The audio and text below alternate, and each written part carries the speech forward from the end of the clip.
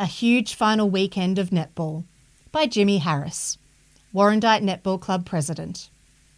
The last weekend of netball for the first half of 2025 was a huge one for Warrandyte Netball Club, with grand finals, the Melbourne Mavericks Community Classic, and the Netball Victoria Association Championships Finals Day. Although winter is finally upon us, the final day of the Manningham Netball Association autumn season was held in perfect conditions on Saturday, June 28, with WNC's 9 and unders and 11 and unders teams playing their last round games, and 8 WNC teams playing grand finals.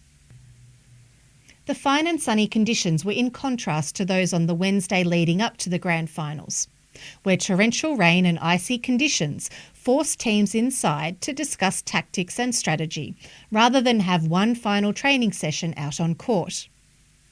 The week leading up to Grand Final Saturday is always a nervous one for players, families, and everyone at the netball club. Teams that finished on top of the ladder and easily won through their grand final might be feeling confident, but have plenty to lose, while those that finish lower and scrape through their semi-final game spend the week wondering just what might be possible on the big day.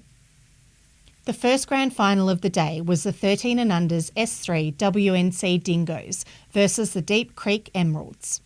The Dingoes went into the game as huge underdogs, with the Emeralds having dominated the section and defeated the Dingoes in each of their 3 previous matches.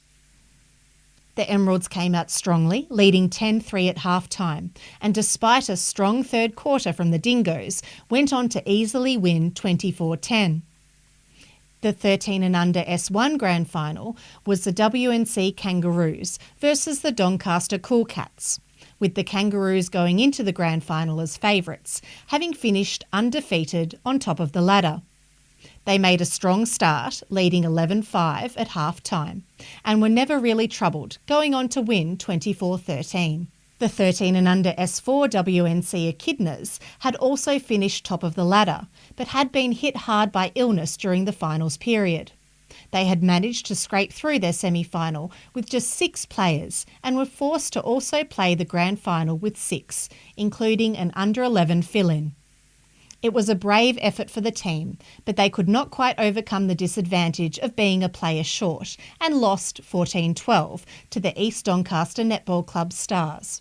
For many, the most anticipated game of the day was the 15 and unders S1 Grand Final between the WNC Emus and the EDNC Jets, with the Jets having finished top of the ladder and the 2 teams having won a game each against each other during the season.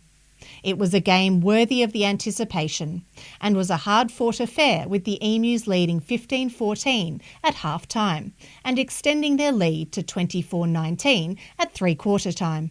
The game was not over though, and the Jets never gave up, fighting back to come within 2 goals with 2 minutes to go and forcing a turnover from the Emus to give them a chance to score and then take the next centre pass. The Emus held strong, and a crucial intercept gave them possession and a chance to score a goal just on the final siren to win 31-28 and to finally end EDNC's dominance after 3 premierships in a row.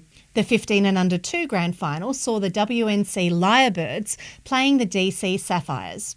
The first quarter was a tight affair, with the Sapphires leading 8-7 at quarter time, but a couple of turnovers and an 11-4 second quarter had the Sapphires up 19-11 by half-time. The Lyrebirds tried their hardest to pull back the margin in the second half, closing it slightly but still going down 25-31. WNC's Emma M was judged as best on court. The 15 and under 4 grand final was always going to be a tight affair, with the WNC Pelicans having finished top of the ladder, but only by a small percentage over the EDNC Suns. The Suns made a strong start, leading 11-8 at half-time and extending their lead to 15-10 at three-quarter time.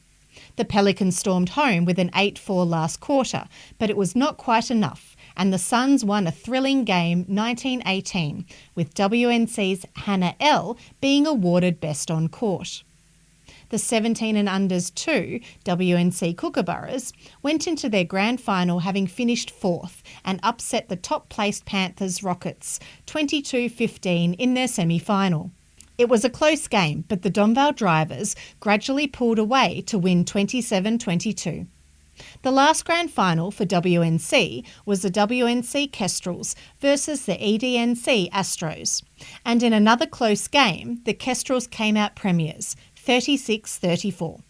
Although grand finals were over for the day, netball certainly was not, with WNC invited to participate in the inaugural Melbourne Mavericks Community Classic Day. Lucky 9 and under, 11 and under and 13 and under players played games on John Cain Arena under Super League rules, including the 2-goal super shot. These games were followed by a chance to high-five the Mavericks players as they headed onto the court, and to join in a parade of honour around the court at half-time. The Mavericks won in an upset result against the Sydney Swifts, which we would like to think was a direct result of the huge support the WNC gave them before and during the game. To finish off a massive weekend of netball, the Manningham Netball Association representative 17 and under 1s team played in the Association Championship finals at the State Netball Centre, with WNC's Eva G being a key part of the team's defensive lineup.